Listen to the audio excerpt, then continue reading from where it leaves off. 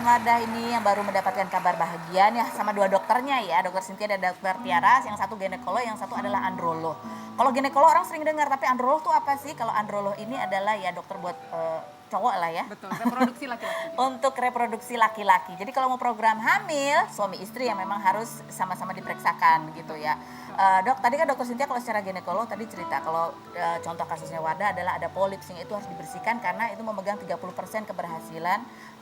Apalagi ini juga programnya kan program IVF namanya begitu ya. Nah kalau lakinya ini yang diperiksa apanya yang harus kalau mau hamil nih harus diperiksa apa lagi? Diceritakan? Silakan boleh. Baik, jadi kalau misalnya basicnya kita yang biasa diketahui masyarakat itu adalah hanya analisa sperma dulu. Yeah. Hanya analisa sperma atau analisa semen sebenarnya. Nah, kemudian setelah analisa semen sebenarnya kita harus memastikan dari pemeriksaan fisik, ultrasound dan lain-lain. Jadi ada USG juga. USG untuk juga laki cowok? juga. Yang Betul. dilihat apa? Jadi buah zakarnya, untuk pemeriksaan buah zakarnya. Kesehatannya. Jadi pemeriksaan fisik juga penting. Terus kemudian pemeriksaan laboratorium, pemeriksaan darah juga lengkap. Jadi tidak hanya semata-mata hanya analisa sperma. Jadi harus pemeriksaan lengkap juga. Pentingnya buat apa itu? Karena kalau misalnya ternyata spermanya bermasalah, dengan pemeriksaan yang lain-lain itu kita bisa memastikan apakah sebenarnya bisa diperbaiki lebih baik lagi. Jadi sehingga meningkatkan angka keberhasilan baik untuk hasil hamil alami, inseminasi maupun bayi tabung. Jadi selain kualitas spermanya juga ini dilihat nanti masalahnya dari mana gitu sehingga yang betul. tahu yang diobatin seperti apa. Ini contoh-contoh aku pengen tanya ya yang mempengaruhi kualitas sperma tuh misalnya. Apakah bersepeda itu berpengaruh dong? Natang segini, gitu yang lagi hobi naik sepeda. Ada penelitiannya. Jadi ada penelitiannya kalau misalnya bersepeda terlalu sering, misalnya lebih dari 1 jam tiap hari seperti itu dapat mempengaruhi kesuburan sperma meskipun temporary ya, meskipun Cuma sementara. sementara aja. Betul. Tapi kalau misalnya lagi program hamil, biasanya spermanya bermasalah, saya akan minta Jangan naik sepeda tunda dulu deh, gitu, tunda dulu. Oke. Gitu. Terus kalau misalnya apalagi gaya hidup ya, merokok Gaya apa hidup. itu juga mempengaruhi kualitas. Merokok jelas, Jelas gitu kan ya, permasalahannya genetik. Obesitas, jadi jangan dikira obesitas hanya bermasalah untuk wanitanya, tapi untuk prianya juga. Oh. Gitu. Terus kemudian juga ya celana-celana ketat lah ya. Celana ketat. Panas soalnya gitu. Ya, Oke, seperti jadi, itu tuh. Betul. Yang paling penting itu adalah buah zakar itu tidak boleh panas. Gitu. Kayak gitu. Tuh, jadi laki perempuan Alkohol harus juga jangan lupa. apa? Alkohol. Alkohol ya. Ngerokok? Enggak Oh dong. enggak, bagus, hidupnya sehat ya. Enggak di sini maksudnya, Kak. Jadi karena memang itu, nah ini ada katanya aku baca sempat ya, ada masalah juga, banyak perempuan juga mengalami pengentalan darah dan itu berpengaruh terhadap proses kehamilan itu gimana dok? Iya, biasanya kalau seandainya terjadi kekentalan darah itu kita bisa merelate ke antifosfolipid syndrome. Jadi ada sekian persen kalau terjadi keguguran berulang, biasanya kita mencari tahu apakah dia ada kekentalan darah atau tidak. Oh, terus dia apain? Kasih ada obat? Ada obatnya. Dan itu selama kehamilan juga minum obat itu? Ada yang harus sampai ke kehamilan.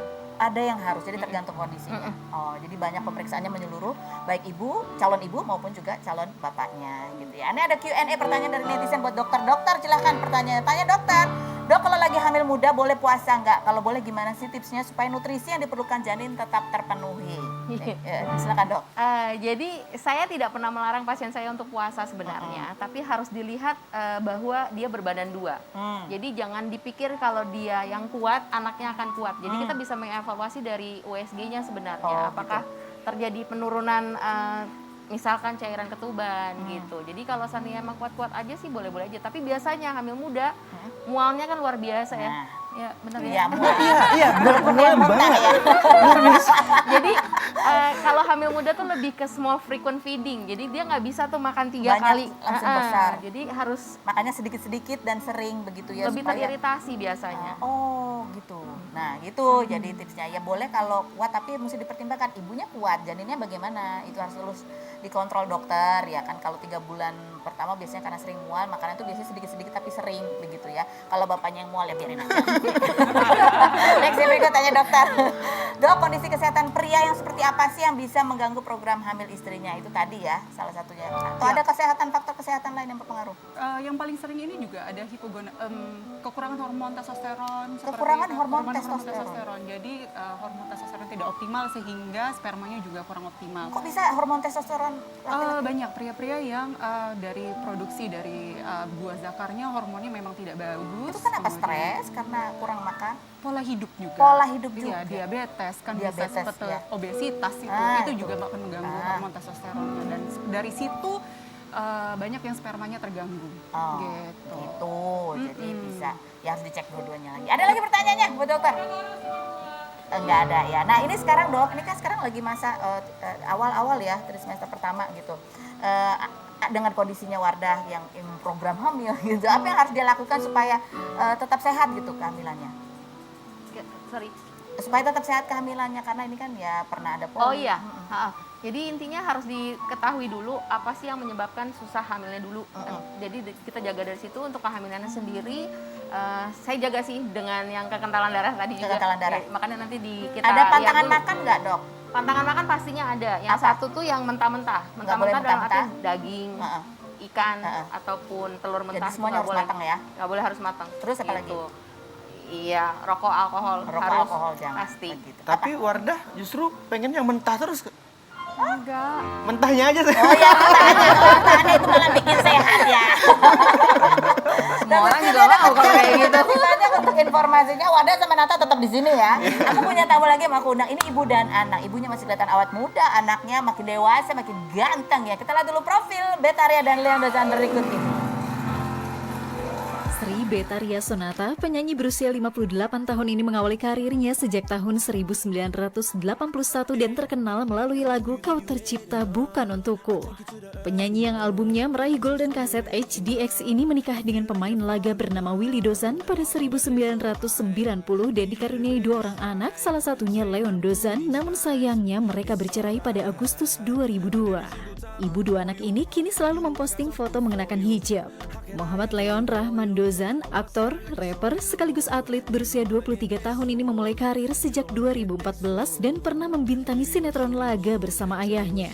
Pria yang disebut netizen mirip opa Korea ini 5 April kemarin membagikan momen anniversary hubungannya yang kedua tahun 6 bulan bersama Virginia Christabel.